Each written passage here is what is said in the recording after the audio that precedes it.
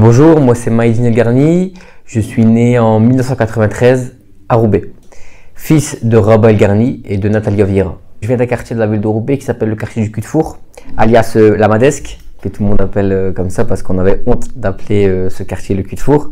Et donc une enfance plutôt simple, on va dire un petit peu comme tout le monde. Sauf que j'ai grandi dans un quartier où il y avait encore cette grosse emprise familiale. Donc emprise c'est un grand mot, mais c'était très famille, une grande valeur familiale où tout le monde allait chez tout le monde était le grand frère de tout le monde. Et il n'y avait pas de différence de couleur, ni d'âge, ni de quoi que ce soit. Donc en fait je grandis dans ce quartier-là où tout le monde surveille tout le monde. Où c'est une grande famille en fait qui vit ensemble. On ne différencie personne. Et tous ceux qui sont là sont très solidaires entre eux. Donc je grandis dans ce contexte familial. On est aussi également une grande famille. Donc la famille El Garni de mon père. Mon père il a 11 frères et sœurs qui ont chacun fait 8-9 enfants. Donc on est énormément, on habite tous dans le même quartier parce que les deux grands piliers, le grand pilier du quartier, enfin de notre famille, c'est ma grand-mère qui est décédée aujourd'hui, mais qui était au quartier. Donc tout le monde est resté au quartier pour rester avec elle. Donc je grandis dans ce contexte-là et puis une enfance plutôt saine, avec des parents qui s'occupent bien de moi et de ma petite sœur. Et on reste à l'école primaire dans le quartier et l'école maternelle également. Mon papa, il est algérien, né en Algérie. Et très tôt dès sa naissance, en fait, ses parents viennent en France. Viennent en France, dans le nord de la France. Pourquoi? Parce que c'est l'âge d'or du textile. Et c'est là où il y a du taf. Tout simplement, en fait, les personnes, ils avaient besoin de travailler, donc c'était un moyen pour eux d'essayer de trouver une vie correcte, parce que mon père, il vient d'un village en Algérie près de Biskra, qui s'appelle Oued Djel, et qui est un village assez pauvre d'Algérie. Donc les grands-parents, ils sont partis en France pour essayer justement de vivre une vie meilleure. Et puis il y a ma maman qui est portugaise, alors elle est née à Roubaix, mais ses parents viennent également du Portugal.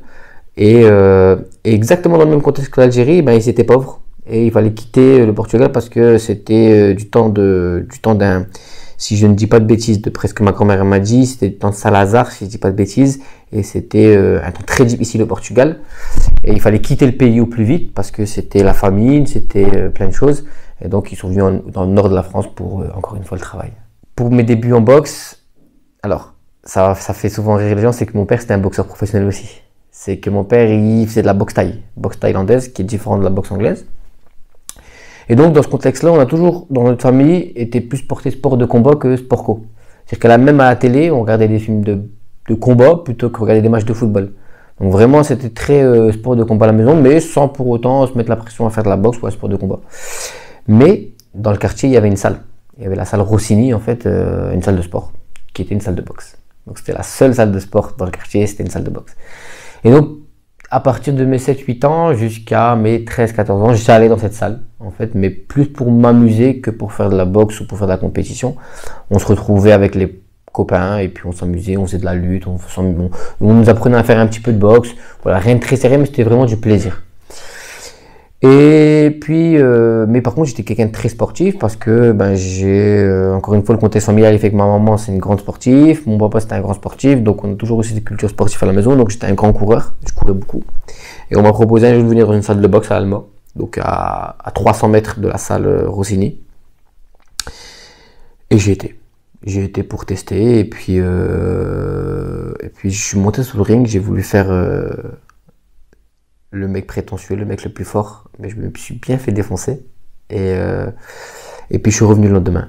Et je suis revenu le lendemain jusqu'à maintenant. Ça fait maintenant presque 15 ans que je fais de la boxe en compétition. Et puis voilà, ça a été d'abord une rencontre, je pense, la boxe pour moi. La rencontre d'un homme qui est mon coach, qui est décédé aujourd'hui, qui est décédé l'année dernière. Et c'était la rencontre de ma vie qui a changé ma vie sur le monde, sur la boxe et sur ma vie personnelle. Parce que pour moi, la boxe, au-delà d'un sport, c'est ce qui a fait de moi un homme.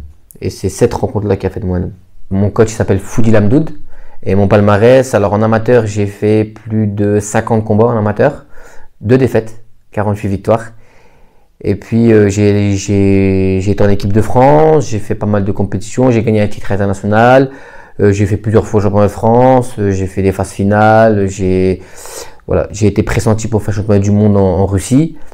Et puis à 18 ans, je suis passé professionnel parce que je voulais de l'argent, j'avais mon appartement, je devais gagner ma vie. Et donc j'ai voulu passer professionnel et là j'ai été champion de France 3 fois, j'ai été champion d'Europe, j'ai gagné un titre mondial qui m'a permis d'être dans le top 15 mondial. Je suis invaincu chez les professionnels avec 15 combats, 15 victoires. On a eu cette option avec mon entraîneur d'aller en équipe d'Algérie ou en équipe de France. La question s'est posée parce que j'avais le niveau apparemment pour faire les Jeux Olympiques et puis j'étais jeune, j'avais 17 ans. Et est-ce que je voulais aller souvent en Algérie pour quitter ma famille et je travaillais en même temps, j'étais étudiant. C'est vrai que cette question-là était très compliquée pour en fait ma stabilité. Et donc j'ai préféré rester en équipe de France parce que c'était de temps en temps aller à Paris, c'était juste voilà, c'était beaucoup plus proche que tout quitter pour aller en Algérie et partir très souvent pour peut-être pas grand chose parce que j'étais pas sûr forcément d'y rester. Après l'Algérie ne m'a pas forcément proposé non plus d'offres intéressantes. Ni la France d'ailleurs, hein. La France non plus, même si c'était pas très intéressant. C'est pour ça que j'ai décidé d'être resté pro. Je suis pas resté très longtemps en équipe de France. En fait, comme il n'y avait pas, j'avais pas ce sentiment forcément d'appartenance, pour être totalement franc, hein. C'est que depuis tout jeune on m'a dit t'es pas français parce que j'ai une tête d'arabe, parce que je suis portugais aussi, mais on m'a dit aussi quand je vais en Algérie on me dit que t'es un immigré. Et donc en fait j'ai pas vraiment ce sentiment d'appartenance au pays. J'ai plus le sentiment d'appartenance à ma famille. Pour moi, c'est ça vraiment je me sens pas plus algérien que portugais ou français ou je ne sais quoi, mais je me sens un El Garni. C'est vraiment ça ma définition pour moi du sentiment d'appartenance et du nationalisme. Voilà, c'est vraiment mes racines elles viennent de ma famille.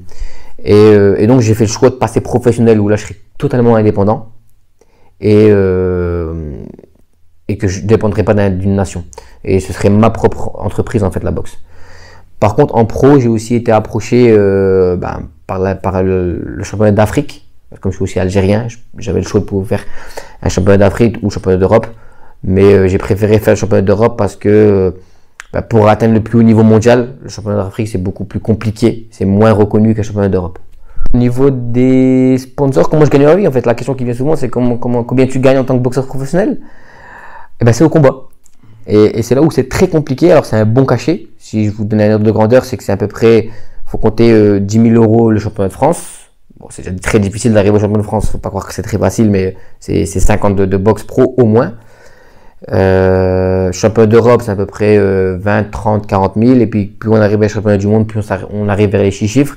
Alors comme ça, on se dit c'est extraordinaire. On se dit on gagne bien sa vie, mais c'est 2 combats par an. C'est 2, voire maximum 3. Et c'est pas les 3 combats avec un gros chiffre. Généralement, c'est un combat avec un gros cachet dans l'année. Et après, là où c'est très difficile, et ce qu'on ne voit pas, c'est que tout le monde prend une partie. L'entraîneur prend une partie de ta paye. Si tu as un staff avec toi, ils prennent aussi une partie de ta paye. Donc nutritionniste, préparateur physique, préparateur mental, toutes ces personnes prennent aussi une partie de ta paye. Donc à la fin, il ne reste plus grand chose pour toi. C'est vrai que ça fait du bien. Grâce à la boxe, moi j'ai pu me permettre de m'acheter une voiture, mais aussi de m'acheter une maison. Mais en fait, la stratégie que j'ai voulu mettre en place, c'est que je travaille à côté. C'est-à-dire que je travaillais, et c'était avec l'argent de mon salaire que je vivais normalement. Je mangeais, je pouvais avoir mon appartement, etc. Par contre, tous les cachets de la boxe, je les ai mis de côté pour pouvoir m'acheter une maison. Donc ça a été ma stratégie. Ça n'a pas été toujours facile parce que je devais m'entraîner 2 fois par jour. C'était 5 heures d'entraînement par jour et je devais travailler à côté. Heureusement, j'ai toujours eu de la chance à ce niveau-là, c'est que j'ai commencé par un travail dans mon quartier qui me laissait le temps quand j'avais une grosse compétition de m'entraîner. Et aujourd'hui, avec la PELS, on me laisse également le temps de m'entraîner si j'ai une grosse compétition. Et c'est là où j'ai pas eu la chance d'avoir des gros sponsors parce que la boxe est violent, parce qu'on se dit que la boxe c'est pas forcément, ça véhicule pas une bonne image, que je suis pas d'accord avec ça, mais bon, apparemment pour les grosses boîtes c'est pas forcément la meilleure image. Voilà, je viens de Roubaix, arabe, on peut dire ce qu'on veut, on peut imaginer toutes les excuses du monde, mais j'avais pas des grands sponsors. Malheureusement, j'avais peut-être pas la gueule de star comme Joshua, pour ceux qui connaissent. Mais on a réussi à se démerder avec mon entraîneur, avec mes entraîneurs, avec ma famille qui m'ont beaucoup soutenu. Je travaillais à côté, j'étais un grand débrouillard. C'était dur, mais à un moment donné, quand on veut faire quelque chose, on le fait, hein. Pas d'excuses. L'APELS, l'Agence pour l'éducation par le sport, qu'est-ce que c'est? On croit que le sport c'est un diplôme. Alors ce qui est génial, c'est que ça a été une rencontre très particulière. C'est que ma rencontre avec l'APELS, ça a été un témoignage. en fait, en tant que sportif de haut niveau, ils m'ont appelé pour faire un témoignage sur le sport, ce que m'a permis de développer le sport dans ma vie. Et à partir de là, j'ai commencé à travailler avec eux en tant que coach d'insertion par le sport. Et aujourd'hui, maintenant, ça fait 5 ans que je suis à l'APS. Aujourd'hui, je suis formateur régional des coachs. Donc, en fait, je m'occupe de former des coachs.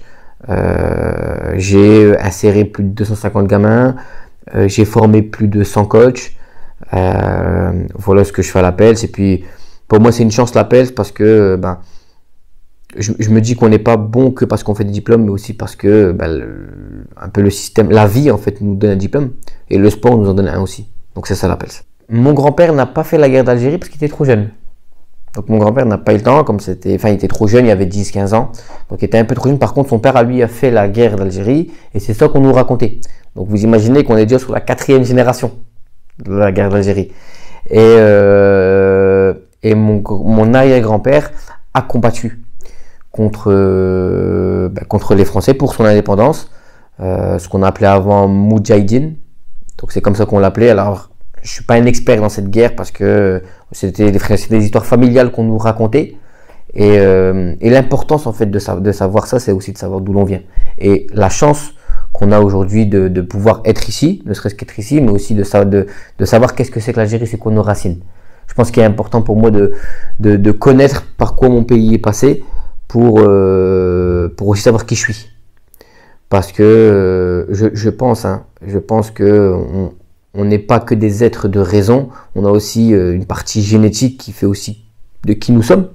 Alors je sais pas si je le dis bien, si je m'exprime bien, mais on a ce qu'on appelle l'instinct, on a ce qu'on appelle les gènes, alors tous ces trucs-là qui font que, en fait, il n'y a pas que Maïdine, en fait. Il y a une histoire aussi, et c'est important pour moi de la savoir. Mais aussi, pour moi, au-delà d'être algérien, mais je pense qu'il est important que les Français doivent savoir cette histoire, parce qu'il s'est passé des choses durant cette guerre. Alors ce qu'on me racontait, ce que ma famille racontait, c'est qu'il y a eu des choses affreuses qui se sont passées, des choses horribles qui se sont passées. Alors, comment l'expliquer, ça, je sais pas, mais voilà, entre les viols, entre des gens qui se faisaient tuer, entre les tortures, voilà, ça a été un moment très très difficile. Et puis on entend souvent aussi les harkis, qu'est-ce que c'est? Aujourd'hui, est-ce que ça existe encore, entre guillemets, parce que c'est plus la même génération, c'est des générations encore en dessous. Il y a quand même, encore une fois, des conflits algériens harkis, même s'ils sont d'Algériens. Voilà, il y a tout un système, je pense qu'il faut quand même bien comprendre pour pouvoir en parler facilement. Et d'où l'importance de bien comprendre bien apprendre cette guerre et de savoir comment ça s'est passé. Parce que même chez les harkis, entre guillemets, il y a des différences selon la géographie. C'est qu'il y en a qui ont eu un pistolet dans la tempe, dis-nous où est-ce qu'ils sont. Et il y en a, ils l'ont fait parce qu'ils avaient envie de le faire à des fins, à différentes fins. Il est important pour moi de bien comprendre ce qui s'est passé durant cette guerre. Si j'ai un mot à dire, et que je dis souvent, en fait, et ce qui a régi ma vie, c'est le plaisir. Les gens, ils vont parler surtout de motivation, de détermination, quand on a un but, etc. Oui. Mais pour moi, le plus important, c'est le plaisir. Parce que quand on aime, on compte pas. L'amour, donc parce que pour moi le plaisir c'est l'amour, c'est le fait de kiffer, c'est le fait d'aimer. En fait dans l'amour on ne compte pas. Quand on aime quelqu'un et quand on aime faire quelque chose, on le fait parce qu'on a envie, parce que ça nous fait plaisir, ça nous fait du bien de le faire. Et donc faites ce que vous kiffez, parce qu'en faisant ce que vous allez kiffer, vous allez atteindre ce qu'on appelle l'excellence. Et l'excellence, pour moi, les personnes qui sont au sommet de leur art, qui sont experts dans leur sujet, c'est des gens qui aiment ce qu'ils font. Si tu n'aimes pas ce que tu fais, tu ne seras jamais expert. Et dans un monde où tout le monde sait tout faire, comment est-ce qu'on sort un peu du troupeau, si j'ose dire? C'est d'être un expert. Et pour ça, il faut aimer. Donc, s'il y a un objectif que j'ai envie de vous donner à faire, c'est trouver ce que vous aimez.